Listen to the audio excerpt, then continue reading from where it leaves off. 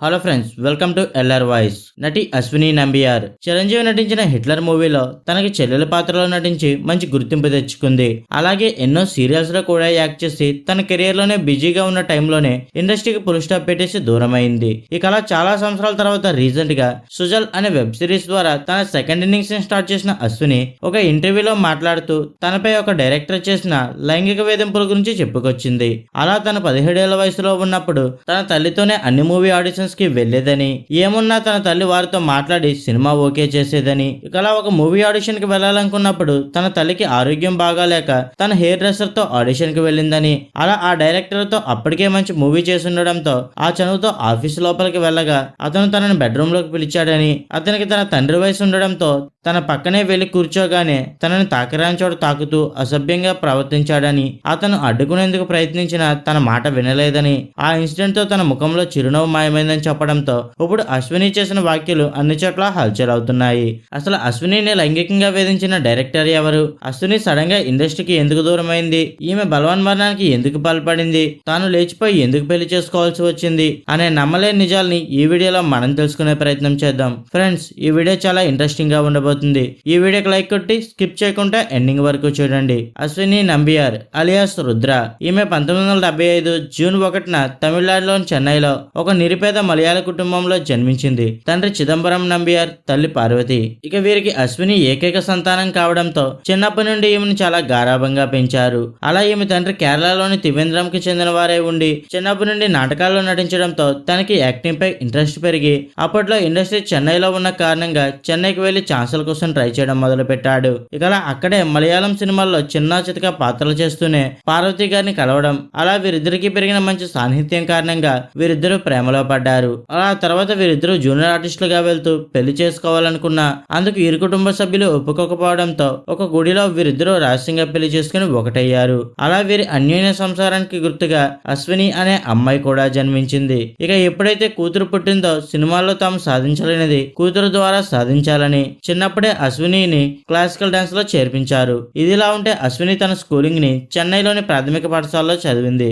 చదువులో చురుగ్గా ఉన్న అశ్విని ఎలాగైనా సినిమాలో స్టార్ హీరోయిన్ అవ్వాలనుకుంది. అంతేకాకుండా చిన్నప్పటి నుండి డాన్స్ కాంపిటీషన్స్ లో పాల్గొని ప్రైజెస్ ను కూడా గెలవడంతో తల్లి కూతుర్ని సినిమాల్లోకి తీసుకురావాలని డిసైడ్ అయింది. దీంతో ముందుగా ఒక ఫోటోషూట్ ని చేసి మలయాళంలో ట్రై చేసే క్రమంలోనే అశ్వినిగా ఉన్న తన పేరుని రుద్రగా మార్చి ట్రై చేయగా ముఖేష్ హీరోగా పోస్ట్ బాక్స్ నెంబర్ 27 అనే మూవీలో 15 ఏళ్ల అశ్వినికి హీరోయిన్ గా ఛాన్స్ వచ్చింది. ఇక కూతురికి సంబంధించింది ఏదైనా అశ్విని తల్లే చూసుకుంటూ డైరెక్టర్స్, ప్రొడ్యూసర్స్ తో మాట్లాడి కూతురికి ఛాన్సులు వచ్చేలా చేస్తుండేది. ఇక ఈ మూవీ చేసేటప్పుడే మలయాళం అమ్మాయిలు, ముఖ్యంగా టీనేజ్ అమ్మాయిల్ని పిలిచి మరీ ఛాన్స్ ఇచ్చే డైరెక్టర్ భారతీరాజా తన మేనేజర్ ద్వారా అశ్విని పిక్స్ ని చూసి తను తీయబోయే పుదనాల్ పుదనాట అనే మూవీలో తనకి సెకండ్ హీరోయిన్ గా ఛాన్స్ ఇచ్చాడు. ఇక ముందుగా భారతీరాజా మూవీ 1991లో రిలీజ్ అయ్యి హిట్ అయిన మలయాళంలో చేసిన మూవీ రిలీజ్ ఫ్లాప్ అయింది. అయినా కూడా అశ్విని లుక్స్ ఇన్నోసెంట్ గా మరియు ట్రెడిషనల్ గా ఉండడంతో మలయాళంలో ఛాన్సులు వెతుక్కుంటూ వచ్చాయి. అలా డైరెక్టర్ జోషి మమ్ముటితో కలిసి కౌరవార్ అనే మూవీ చేయగా అందులో అశ్వినికి ఒక సపోర్టింగ్ రోల్ ఇవ్వడం జరిగింది. అలా ఆ డైరెక్టర్ తన నెక్స్ట్ మూవీని కూడా మమ్ముటితో కలిసి చేయగా అందులో సెకండ్ హీరోయిన్ పాత్ర కోసం అశ్వినిని ఆడిషన్ కి పిలవగా అదే టైంలో డైరెక్టర్ జోషి అశ్వినిని లైంగికంగా వేధింపులకు గురి చేశాడని చెప్పొచ్చు.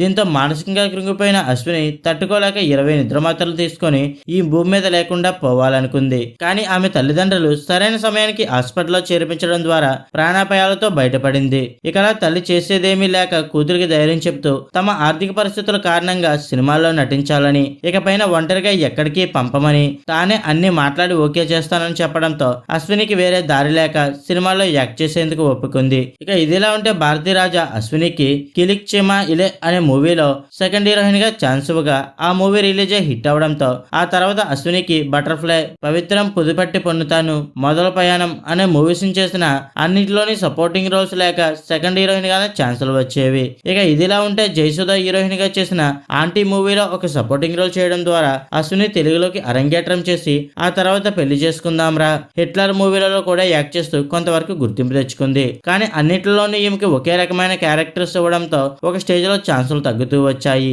ఇక ఈ క్రమంలోనే 1995లో దూరదర్శన్లో వచ్చిన చెల్లమ్మ బాలమ్మ అనే సీరియల్ ద్వారా బుల్లితెరలోకి ఎంట్రీ ఇచ్చిన అశ్విని ఆ సీరియల్ ద్వారా తనకి అంతలా ఆదరణ రాకపోవడంతో ఆ తర్వాత సన్ టీవీలో వచ్చిన చిన్న చిన్న ఆశగల్ అనే సీరియల్ లో చేయడం జరిగింది. ఇకలా ఈ సీరియల్ ద్వారా అశ్వినికి వచ్చిన ఫేమ్ ని చూసి రామోజీరావు గారు తనకి సపోర్ట్ చేస్తూ అశ్వినికి తెలుగులో అమ్మకానికి అమ్మాయి అనే సీరియల్లో ఛాన్స్ ఇవ్వగా ఆ సీరియల్ రిలీజ్ అయ్యి మంచి ఆదరణ పొందడంతో ఆ తర్వాత అంతరాయం అనే సీరియల్ కూడా చేయడం మొదలుపెట్టింది. ఇక అప్పటి వరకు అంతలా ఫేమస్ కాని అశ్విని ఎప్పుడైతే కలంకిత అనే సీరియల్ చేసిందో తెలుగు వారికి మరింత దగ్గరైంది. అలా అప్పట్లో అంతరంగాలు సీరియల్ చేసేటప్పుడు అశ్వినికి నటుడు అచ్యుత్ కి మధ్య మంచి పరిచయం ఏర్పడి ఆ పరిచయం కాస్త నిదానంగా సాన్నిహిత్యంగా మారి వీరిద్దరూ ప్రేమలో పడ్డారనే వార్తలు హల్చలైన అప్పటికే అచ్యుత్ కి పెళ్లవడంతో వీరిద్దరి రిలేషన్ ఎక్కువ రోజులు సాగలేదనే చెప్పొచ్చు. అలా ఆ తర్వాత శరత్ బాబుతోనూ అశ్విని పేరు గట్టిగా వినిపించిన అది షూటింగ్ జరిగేటప్పుడు హీరో హీరోయిన్ల మధ్య ఉండే అండర్స్టాండింగే తప్ప సీరియస్ రిలేషన్ కాదనే చెప్పొచ్చు. ఇక ఇదిలా ఉంటే శరత్ బాబు అశ్విని కలిసి చేయాల్సిన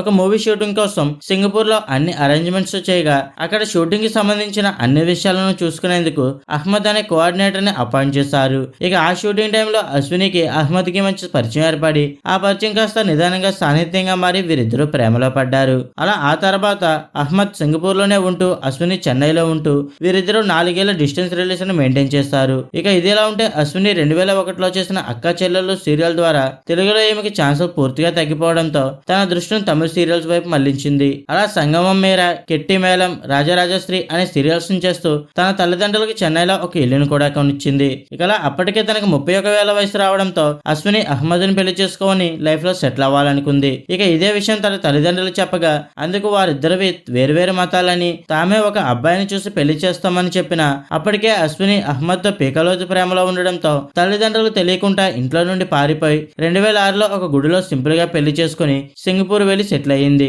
అలా వీరి అన్యోన్య సంసారానికి గుర్తుగా ఒక అమ్మాయి కూడా జన్మించింది. ఇక అశ్విని కొన్ని రోజులు ఇంట్లోనే ఉన్న తమకు ఏర్పడిన ఆర్థిక సమస్యల కారణంగా అశ్విని సింగపూర్ సీరియల్స్ లో యాక్ట్ చేయాలని డిసైడ్ అయింది. అలా తన భర్తకి ఉన్న కాంటాక్ట్స్ ద్వారా ట్రై చేయగా నిన్నే వంగల్, అతియాయం, మసాలా అని 20 సీరియల్స్ లో యాక్ట్ చేస్తూ బిజీ ఉన్నప్పటికీ తన ఇండియాలో దొరికిన ఆదరణ అక్కడ దొరకకపోవడంతో మళ్ళీ తన ఇన్నింగ్స్ ని స్టార్ట్ చేయాలని సులాల్ 2 అనే వెబ్ సిరీస్ ద్వారా తన సెకండ్ ఇన్నింగ్స్ ని స్టార్ట్ చేసినట్టు తెలుస్తుంది. ఇక అలా తను ఇండియాకి రాగానే కొన్ని ఇంటర్వ్యూస్ లో పాల్గొని తనపై ఒక మలయాళం డైరెక్టర్ లైంగికంగా దాడి చేశాడని చెప్పడంతో ఇప్పుడు ఇండస్ట్రీ మరియు జనాలు ఆమె గురించి తెలుసుకోవడానికి ఇంట్రెస్ట్ చూపిస్తున్నారు. అలా ఈమె వాక్యాలు వైరల్ అవ్వడంతో ఇది చూసిన కొంతమంది నీటిజన్లు 30 ఏళ్ల కిందట జరిగిన విషయాన్ని ఇప్పుడు చెప్పి పబ్లిసిటీ తెచ్చుకునే ప్రయత్నం చేస్తుందని, ఒకవేళ నిజంగానే తనపై దౌర్జన్యం జరిగి ఉంటే అతనిపై కేసు పెట్టి జైల్లో పెట్టించాలే కానీ ఇంటర్వ్యూలో చెప్తూ సింపతి పొందే ప్రయత్నం ఎందుకని కొంతమంది నేటిజన్లు విమర్శిస్తున్నారు. ఇక ఇదిలా ఉంటే ఇప్పటి వరకు అశ్విని హీరోయిన్ గా, సపోర్టింగ్ ఆర్టిస్ట్ గా 30 సినిమాల్ని,